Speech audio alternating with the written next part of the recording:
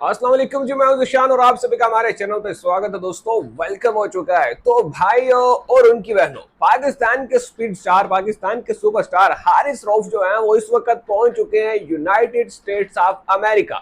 जी हाँ, अमेरिका पहुंच चुके हैं एमएलसी खेलने, यानी कि मेजर लीग क्रिकेट, जो कि अमेरिका की अपनी लीग है, वो खेलने के लिए पहुंच चुके हैं हारिस रऊफ।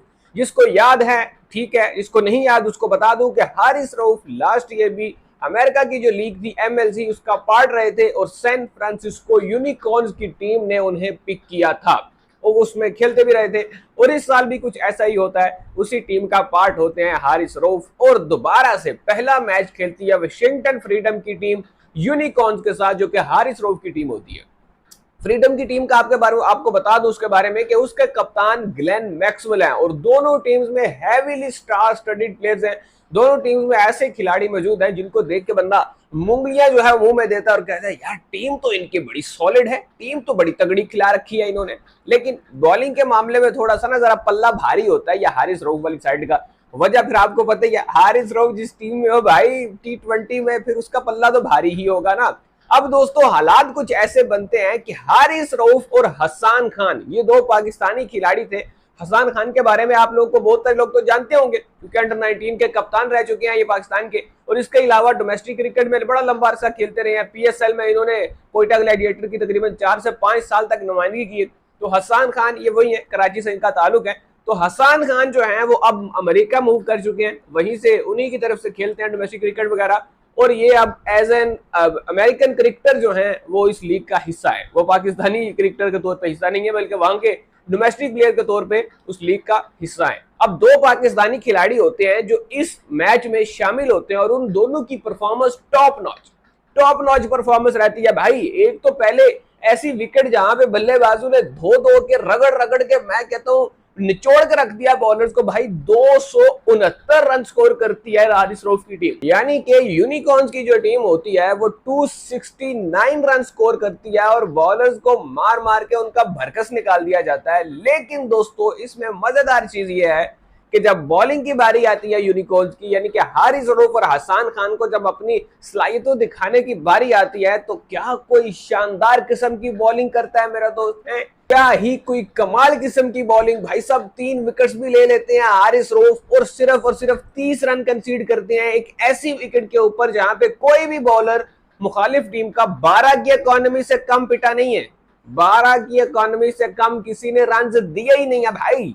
और यहाँ पे हारिस रऊफ 9.4 की इकोनॉमी के साथ बॉलिंग करवाते हुए एक बड़ी शानदार किस्म की बॉलिंग परफॉर्मेंस देते हैं। 3 मेन विकेट्स हासिल करते हैं जिनमें कोई हल्की बुल्की विकेट्स भी नहीं थी भाई। एक तो टेल एंडर की विकेट थी, लेकिन 2 विकेट्स जो उन्होंने ली थी वो तो मैच का रुख बदल देने वाली विकेट थी। एक विकेट थी कप्तान ग्लेन मैक्सवेल की। जी हाँ, वाशिंगटन फ्रीडम के कप्तान ग्लेन मैक्सवेल हारिस रऊफ का शिकार बनते हैं। सबको पता है जब ग्लेन मैक्सवेल खड़ा हो जाए तो भाई क्या कुछ हो सकता है। लेकिन 13.1 ओवर में बिसात निपट जाती है भाई वाशिंगटन फ्रीडम की, और उसको लपेटने में सबसे बड़ा हाथ होता है मेरे दोस्त हारिस रऊफ का।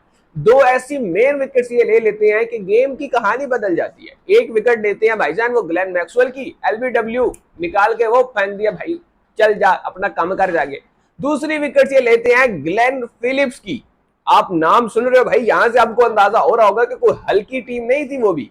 मतलब वाशिंगटन फ्रीडम जो है वो डिफेंडिंग चैंपियन है एमएलसी की, और उनमें जनाब अगर आप देखो तो आपको रचिन रविंद्रा नजर आते हैं, मिचेल ओवन नजर आते हैं, ग्लेन मैक्सवेल नजर आते हैं, ग्लेन फिलिप्स नजर आते हैं, और इसके अलावा भी काफी भारी भरकम टीम है इनकी, काफी भारी भरकम स्टार स्टडीड इनके प्लेइंग 11 होती है। तो वो ऐसी टीम होते हुए हारिस रऊफ ने उनके खिलाफ जिस तरह की बॉलिंग की है भाई, क्रेडिट तो हारिस रऊफ को जाता है। दूसरा लड़के थे अपने हसन खान। पहले ओवर में बॉय को थोड़ी सी कुट लग गई। पहले ओवर में मैं देख रहा था बॉय को 15-16 रन हो गए, तो कमेंटेटर्स ये बात कह रहे थे कि भाई हसन खान को जरा होश के नाम लेने होंगे, क्योंकि अगर ये यहाँ पे अच्छी परफॉर्मेंस नहीं देंगे तो फिर यूनिकॉर्न्स के जरा ना हालात माड़े हो जाएंगे, जरा फंस जाएगी यूनिकॉर्न्स की टीम, उनको मजीद बेहतर करने की जरूरत है। और अगले ही ओवर में बॉय ने क्या बॉलिंग किया यार, लड़के ने है क्या खूबसूरत लाइन और लेंथ, बंदे को पता था भाई कहां से कहां पे कंट्रोल किया जा सकता है। जबकि मैंने देखा है भाई पहली इनिंग में जिस तरह से स्पिनर्स पिट रहे थे, ग्लेन फिलिप्स 1 ओवर करवाने आया, 1 ओवर में 20 रन वो दे के गया, जबकि हसन खान ने 4 ओवर पूरे किए हैं और जनाब मेरे ख्याल में कोई 38 समथिंग रन कंसीड किए हैं और 3 विकेट्स भी हासिल कर लिए।